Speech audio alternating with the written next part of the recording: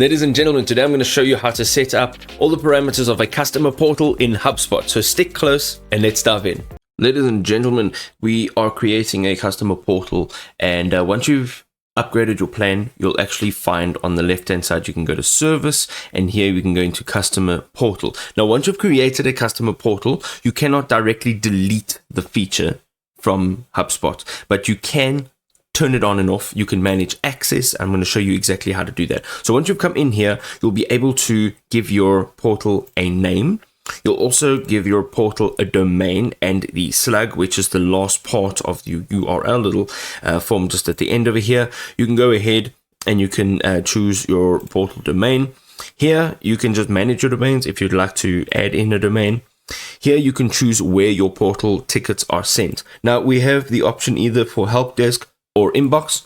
So if you go over here to CRM and you go into tickets, you'll be able to see all of those tickets coming in right over here. Then we have the customer ticket permissions. Okay, so if you're allowing your customers to view all their tickets from their company, you can then allow customers to view only their own tickets, or allow a specific set of customers to view all tickets from their company. You can also connect a support form. So if you go ahead and click on this, you can add a form menu text, a header, and then you can actually select a form from this drop down menu. Of course, you will need to create a form here. This page is struggling to load, but you can actually customize your appearance by clicking on edit theme over here. And here you'll be able to, if you just say remind me later, that's just like a bit of a walkthrough.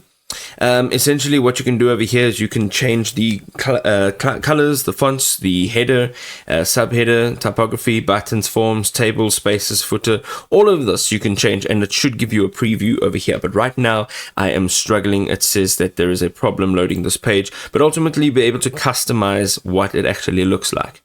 Over here you can click on advanced, and there are three options. There's the tickets options, the advanced options. So you can change the display name for tickets. You can just change that label. The visibility, so ticket actions. You can now allow customers to reply to closed conversations if you'd like to, and also allow customers to close tickets from their portal. You can also show different ticket stages. So over here, you can have this actually visible to your customer. And then you can just change these positions if you'd like. You can change the property name and the display name. I'm going to leave it just like that. You can also add properties, and then you can customize your ticket owner display name, first name, last name, full name, customer alias, whatever it is over here. Now, if you want to go to access, you can change access control. Here you can have group membership required, or you can have self-registration required, and then you can add in an authentication method and a consent notice, and then your branding and navigation. You can go into branding over here. You can manage your brand kit, and you can have all of that imported from your brand kit to have it customized. And then you can set up a customer portal navigation menu, which is also very nice, especially if it's very complex. You want your customer to maybe jump in and have some way of navigating through the entire process. Now, right at the top, you'll see currently it is off.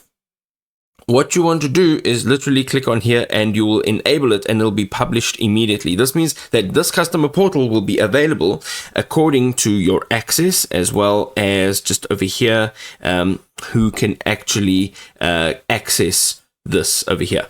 I hope this was helpful.